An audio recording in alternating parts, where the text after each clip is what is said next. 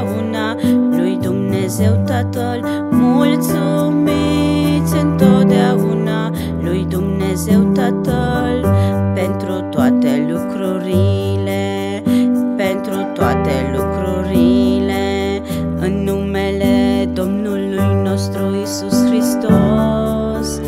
Mulțumiți întotdeauna lui Dumnezeu Tatăl. Mulțumiți întotdeauna lui Dumnezeu Tatăl pentru toate lucrurile, pentru toate lucrurile, în numele Domnului nostru Iisus Hristos.